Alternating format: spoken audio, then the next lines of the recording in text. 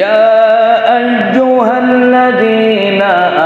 আমানুস্তাঈনু বিস-সাবরি ওয়াস-সালাত।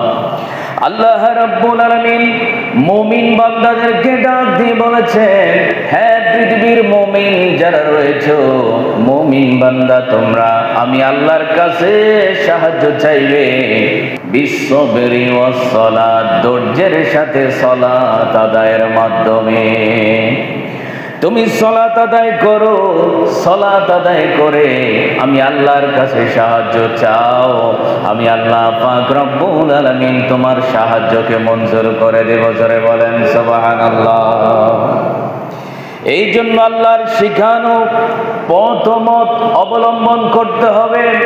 আল্লাহ পাক যেই পথ শিখিয়ে দিয়েছেন, যেই পদ্ধতি শিখিয়ে দিয়েছেন, ওই পদ্ধতির মাধ্যমে যদি আল্লাহর কাছে আজও কেউ সাহায্য চায়, কিয়ামত পর্যন্ত কেউ যদি সাহায্য চায়, আল্লাহ পাক রব্বুল আলামিন তার সাহায্যকে কবুল করে নেবেন, তার প্রার্থনাকে কবুল করে নেবেন। যেমনই ভাবে ইউনূস আলাইহিস সালাতু ওয়াস সালাম মাছের পেটের মধ্যে থেকে ইউনূস আলাইহিস সালাতু ওয়াস সালাম পড়ে নিলেন, লা ইলাহা ইল্লা আনতা সুবহানাকা ইন্নী কুনতু মিনাজ জালিমিন।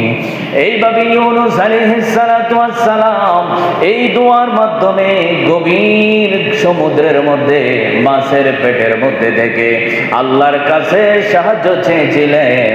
আল্লাহ পাক ইউনূস আলাইহিস সালাতু ওয়াস সালামের দোয়া কবুল করে নিলেন এবং ইউনূস আলাইহিস সালাতু ওয়াস সালামের দোয়া কবুল করে আল্লাহ পাক রব্বুল আলামিন আবার পৃথিবীবাসীর জন্য বলে দিলেন, ওয়া কাযালিকা নুজিল মুমিনিন।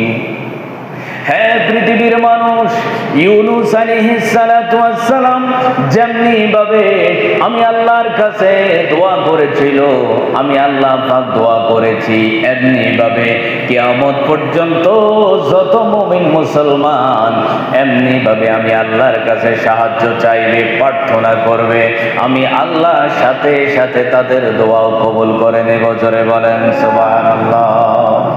এমনি ভাবে আল্লাহ রাব্বুল আলামিন যেই নীতি নির্ধারণ করে দিয়েছেন, যেই নিয়ম বাতায় দিয়েছেন, যেই নিয়ম বলে দিয়েছেন, যেই তরিক, যে রাস্তা দেখিয়েছেন, ওই রাস্তার মাধ্যমে, ওই তরিকের মাধ্যমে, ওই তরিকার মাধ্যমে যদি কেউ আল্লাহর কাছে সাহায্য চায়, সেটা আজ হোক, কাল হোক, কিয়ামত পর্যন্ত হোক, মহান রব্বুল আলামিন তার দোয়াই কবুল করবে, তার প্রার্থনাই কবুল করবে। কিন্তু আল্লাহ পাক যেই সিস্টেম, যেই রাস্তা, যেই তরিক দেখিয়েছেন, যেই পদ্ধতি দেখিয়েছেন, এই পদ্ধতি ছাড়া কিয়ামত পর্যন্ত আপনার মন গড়া পদ্ধতি দিয়ে আল্লাহর কাছে সাহায্য চাইবেন, সেটার মাধ্যমে আল্লাহ প্রার্থনা তো কবুল করবেন না, বরং আল্লাহর রাস্তাকে অস্বীকার করার কারণে, আল্লাহর রাস্তা থেকে সরে আসার কারণে, সেটার কারণে আপনি শাস্তিও পেতে পারেন। আল্লাহ পাক রব্বুল আলামিন যেন আমাদের সবাইকে আল্লাহর শিখানো দোয়া, আল্লাহর দেখানো পদ্ধতি মেনে আল্লাহর কাছে সাহায্য চাইতে পারি, এমন তৌফিক যেন আল্লাহ পাক দান করে। সব বলুন আমিন। তাহলে আমরা কোরআনুল কারীম থেকে জানতে পারলাম আল্লাহ পাক বলেছেন, ইয়া আইয়ুহাল্লাযীনা আমানুস্তাঈনু বিস-সাবরি ওয়াস-সালাত। আল্লাহ পাক মুমিনদেরকে বলেছেন, মুমিন বান্দারা রে, তোমাদের সাহায্যের দরকার আছে, সাহায্য ছাড়া তোমরা চলতে পারবা না। এই জন্য সাহায্য যদি পেতে হয়, সাহায্য যদি চাইতে হয়, তাহলে পদ্ধতি হবে দুইটা। একটা হলো সবর করতে হবে, দুই নাম্বার হলো সালাত আদায় করতে হবে। সালাত আদায়ের মাধ্যমে, ধৈর্যের মাধ্যমে আমি আল্লাহর কাছে সাহায্য চাও, আমি আল্লাহ তোমাকে সাহায্য করব। জোরে বলেন সুবহানাল্লাহ। এরপরে আল্লাহ পাক রব্বুল আলামিন বলছেন, হাফিজু আলাস সালাওয়াতি ওয়াস সালাতিল উসতা ওয়া কুমু লিল্লাহি কানিতিন। তোমরা ফরজ নামাজগুলোর ব্যাপারে যত্নবান হও, যত্নশীল হও। বিশেষ করে আসরের নামাজের দিকে তোমরা বেশি যত্নবান হও। আর সেই নামাজগুলো সম্পন্ন করবে তোমরা খুশু এবং খুজুর মাধ্যমে। গত জুমাতে যে কথাগুলো বলেছিলাম, যেই নামাজের মধ্যে খুশু খুজু থাকবে ওই নামাজ আল্লাহর কাছে গ্রহণযোগ্য হবে।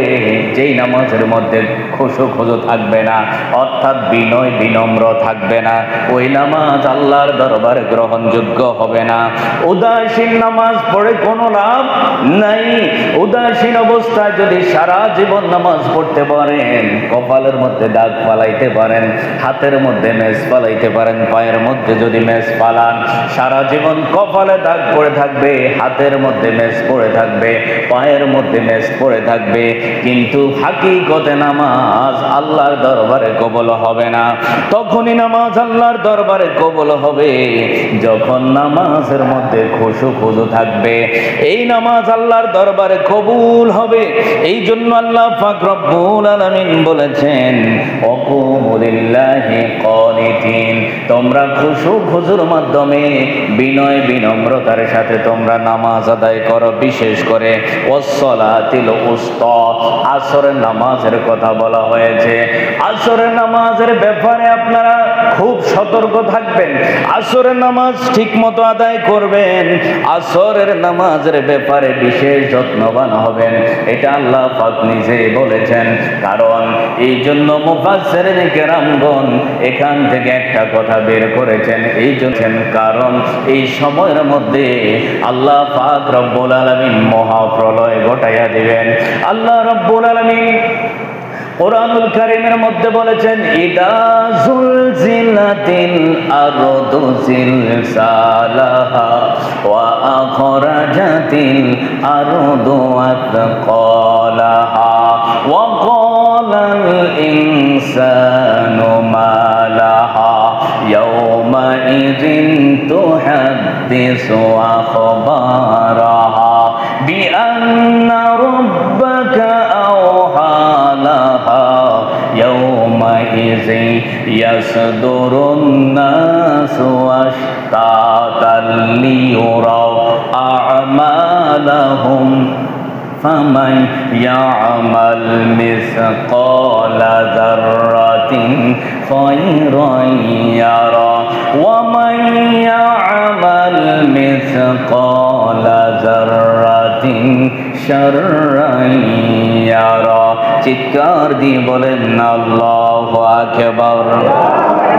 আল্লাহ রব্বুল আলামিন বলেছেন, যখন মহাপ্রলয় হবে, পৃথিবীর এক প্রান্ত থেকে অপর প্রান্তের দিকে পানিগুলো ফুলে ফুলে উঠে যাবে, বড় বড় পাহাড়গুলো তোলার ন্যায় উঠবে। যুলজিলাতিল আরদু জিলজালাহা, জিলজাল মানে হলো মহাপ্রকম্পন শুরু হয়ে যাবে।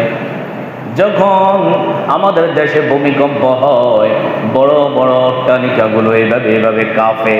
আল্লাহ পাক বলছে মাত্র 3%, 2%, 7% এরকম ভূমিকম্প দিলে যদি এমনভাবে নড়ে রে পৃথিবীর মানুষ, যখন ইজা যুলজিলাতিল আরদু জিলজালাহা 100% গতিতে, 100% গতিতে, যখন 100% পাওয়ারফুল হয়ে পৃথিবীটা নড়বে, পৃথিবীর অবস্থা কেমন হবে?